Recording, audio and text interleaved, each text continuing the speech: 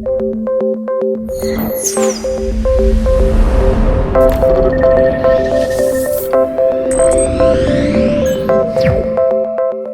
kmetijstvo se danes sooča s povsem drugačnimi izzivi kot pred desetletji. Podnebne spremembe in z njimi povezan pojav novih rastlinskih bolezni ter škodljivcev, ostrejše okoljske zahteve in omejitve ter vse bolj ozaveščeni potrošniki, ki želijo kakovostno, zdravo in varno hrano, od pridelovalcev zahtevajo uvajanje novih, bolj sonaravnih strategij in načinov kmetovanja ter pridelave hrane. S temi izzivi se pri raziskovalnem, strokovnem in svetovalnem delu srečujejo tudi zaposleni na Kmetijskem inštitutu Slovenije, ki med 16 javnimi raziskovalnimi inštituti v Sloveniji edini pokriva področje kmetijstva. Temeljne, aplikativne raziskave in pa razvojno delo na področju kmetijstva v zadnjih letih pa čedalje bolj kmetijske vsebine navezujemo tudi na varstvo okolja in pa ekologijo.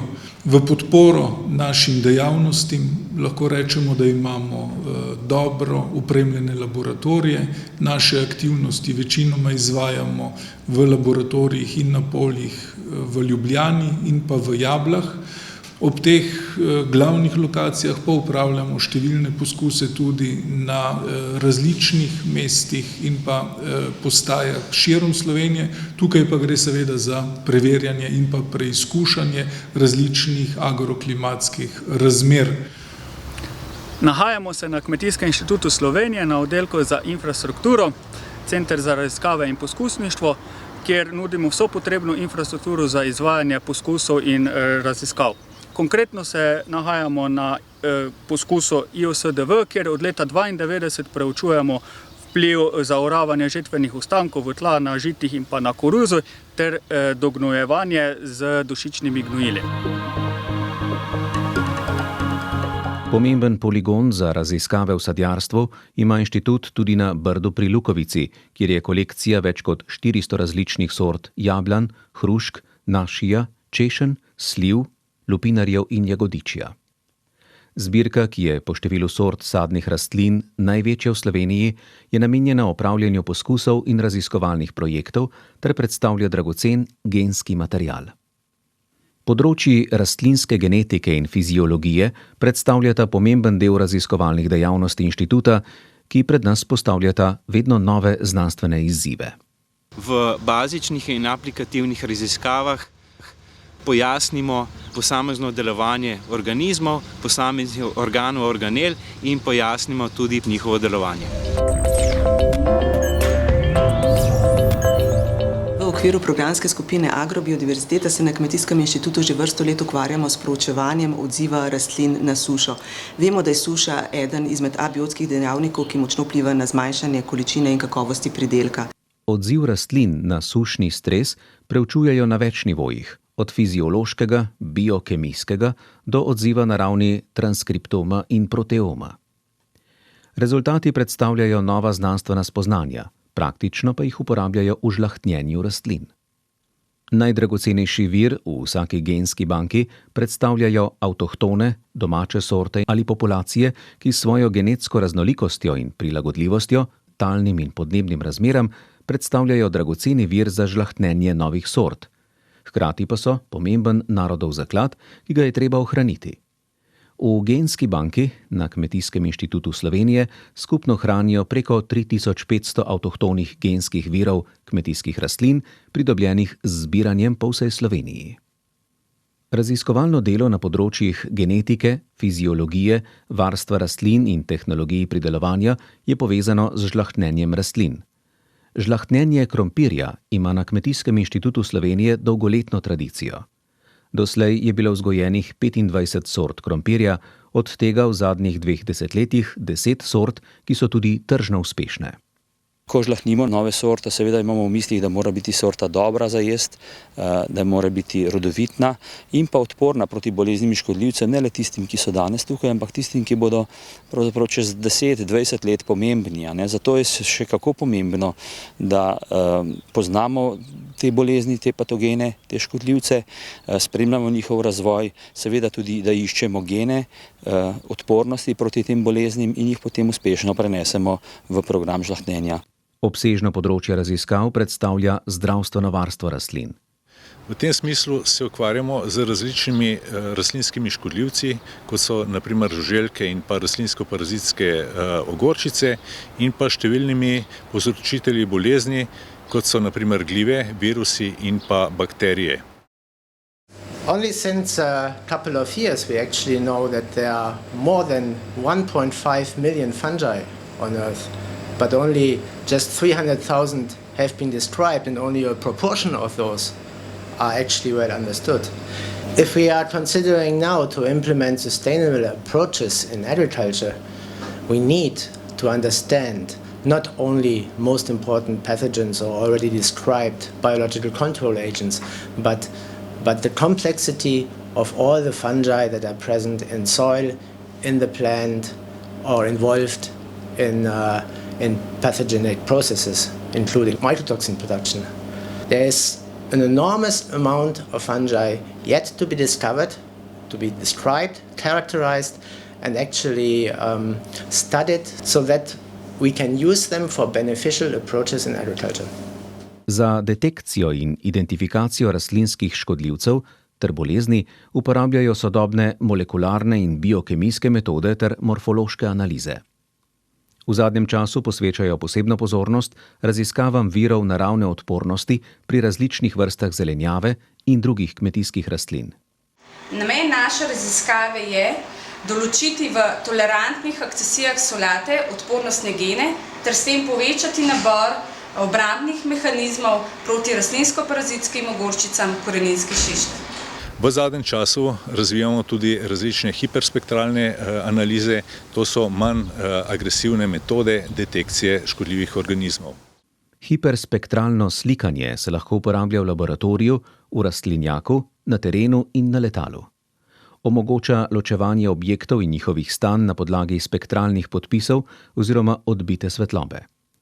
Pokriva valovne dolžine od 400 do 2500 nanometrov in to območje svetlobe razdeli na 500 pasov.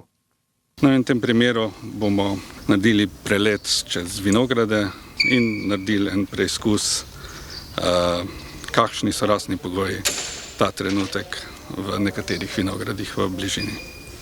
To nam dejansko omogoča, da lahko ločimo, ali je neka rastlina okužena recimo z ogorčicami, ali kakšna virusna ali bakterijska okužba, lahko ločimo različna stresna stanja rastlina, ali se gre zdaj za recimo sušni stres ali pomanjkanje hranila. Lahko tudi merimo vsebnost določenih snovi v rastlinah, recimo spet pri grozdju smo že delali na vsebnosti sladkorja v jagodah. Zdaj pa si bomo še ogledali, kaj nam uporaba hiperspektralnih posnetkov omogoča. V bližnji infrardeči svetlobi pa zelo lepo ločimo jagode, ki sicer izgledajo zdravo, ampak so dejansko že začele gniti. Imamo tule posnetek grozdja, kjer izgleda vse popolnoma zdravo. Ko smo pa zdaj nekoliko analizirali že samo z uporabo enostavnih filtrov, smo ugotovili, da nekatere jagode kažejo znake gnitja. Obsežni raziskovalni področji, kjer spremljajo kmetijske pridelke od njive do mize, sta prašičereja in vinarstvo. V sklopu programa Trajnostno kmetijstvo proučujemo vplive rejskih dejavnikov na kakovost produkta. Raziskave pri prašičereji gredo v 3 smeri. Pri pršutu gre za raziskovanje povezav med rejskimi dejavniki in kakovostjo končnega proizvoda, raziskujejo tudi možnosti zmanjšanja vsebnosti soli ob hkratnem ohranjanju kakovosti. Zelo aktualna je tudi problematika napovedi ukinjanja kastracije pujskov. Tako iščejo alternativne rešitve za zmanjševanje vonja mesa po merjaščkih, kot je imunokastracija. Zmanjšanje vonja skušajo doseči s prehrano, kjer preučujejo dodajanje bioaktivnih substanc v krmo, kot je na primer tanin. Tretje pomembno področje, ki nas bo pa okupiralo predvsem naslednja 4 leta, pa bodo raziskave povezane z avtohtono pasmo prašičev krškopoljec. In sicer ga bomo proučevali tako z vidika genetske karakterizacije, sistemov reje in prehrane, okoljskega vtisa teh sistemov reje ter kakovosti produktov, ki jih pridobimo iz teh prašičev. Raziskave bodo potekale v okviru obsežnega evropskega projekta iz programa Obzorja 2020 z akronimom Treasure, v katerem sodeluje 25 partnerjev iz 9 držav in vključuje preko 20 avtohtonih pasem prašičev iz Evropskega prostora, koordinira pa ga Kmetijski inštitut Slovenije. S tem projektom, vsaj kar se tiče Slovenije, želimo zagotoviti temelje za trajnostno proizvodnjo in ponovni razcvet krškopoljske pasme. Pri vinogradništvu in vinarstvu dajemo poudarek odbiri kakovostnega sadilnega materiala, izboljšanju kakovosti slovenskih vin s pomočjo vinogradniških in vinarskih ukrepov ter sledenju pristnosti pridelave vina. Pri svojem strokovnem in raziskovalnem delu se tako ukvarjamo z selekcijo domačih in introdukcijo tujih sort in klonov vinske trte, vpeljavo sodobnih analitskih in mikrobioloških metod v laboratoriju ter spremljanjem nekaterih vinarskih parametrov na kakovost vina. Prav tako se ukvarjamo z sledenjem avtentičnosti pridelave vina s pomočjo sodobnih analitskih in izotopskih metod. Na področju vinogradništva in vinarstva izvajamo raziskave za izboljšanje polifenolnih profilov grozdja in vina. Na ta način skupaj s pridelovalci in v okviru čezmejnih projektov izvajamo vinogradniške poskuse z namenom izboljšanja polifenolne kakovosti grozdja Refošk in vina Teran. V okviru raziskav smo tako preučevali vpliv listne površine, vpliv rečenja grozdja, vpliv razlistanja, časa trgatve, mikrolokacij na samo polifenolno strukturo grozdja in kasneje vina. Na inštitutu si prizadevajo čim več raziskav izvajati v sodelovanju s slovenskimi pridelovalci. Za nas vinogradnike je sodelovanje z razvojnimi inštitucijami, kamor spada tudi Kmetijski inštitut Slovenije, nujno. Razvoj gre hitro naprej in če hočeš biti aktualen na trgu, potem je to sodelovanje še kako potrebno. In to sodelovanje s Kmetijskim inštitutom je vzorno in traja že več kot 2 desetletji. Raziskovalno delo na inštitutu je interdisciplinarno. Vedno pomembnejše postajajo okoljske vsebine, kjer sledijo jasnim ciljem.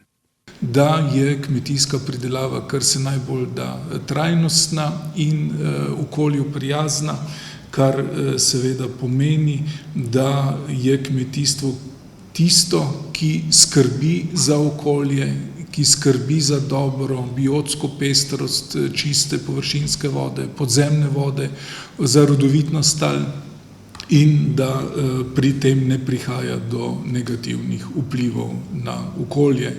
Kmetijski inštitut Slovenije si bo tudi v prihodnje prizadeval za znanstveno odličnost.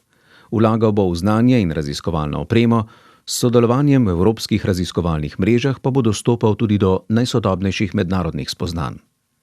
Obstoječe znanje bo neprestano nadgrajeval in ga smiselno prenašal v domače okolje, k slovenskim pridelovalcem in drugim končnim uporabnikom.